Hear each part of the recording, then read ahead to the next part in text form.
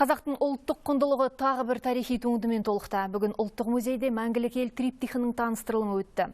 Шараға премьер-министрдің орынбасары Бердібек Сапарбаев пен бір топ қоғам қайраткері және зиялы қауым өкілдері қатысты.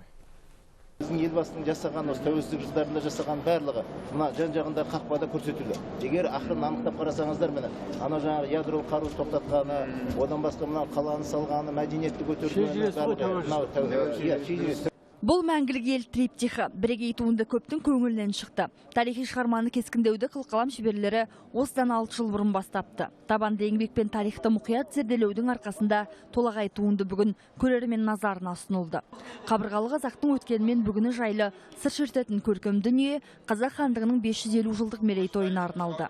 Қазақ хандығының 550 жылдығын өткізудегі елбасының ойы, арманы бүкіл дүниежүзіне қазақтың тарихының терең екендігін, оның кеше басталмаған ең негізгісі, ең құндылығы мынау өсіп келе жатқан жастарға өзінің ұлтын, өзінің отанын сүюді, патриоттық сезім оятуға арналған.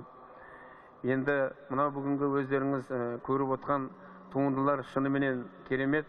Мәңгілік ел триптихі тарих сабақтастығының айнасы. Шығарма 3 бөлімнен тұрады.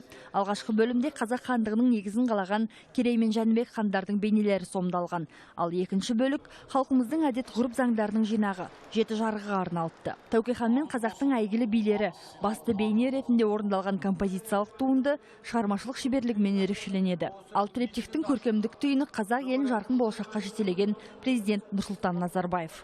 Мен бірталай кісіге, суретшілерге елбасының суретін салдырып көрген адам, бірақ бұл кісіні ұстау қиын.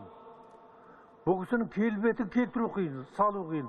Мынау Ерболат не деген бақытты жігіт дедім, дәл тапқан екен. Елбасының бүкіл мінезін, салтанатын, парасатын, байымдылығын, ақылын, кісілігін бәрін түгел ашқан. Туындыны қылқалам өнерінің нағыз майталмандары Ерболат Төлепбай, Айдар Жамхан, Айдос Шахмардан сынды бірнеше суретші салған. Триптих жарыққа шыққанға дейін мемлекет басшысының назарында болып бірнеше мәрте електен өткен. Қазақ бейнелеу өнерінде бірінші рет болып тұр деп айтса болады.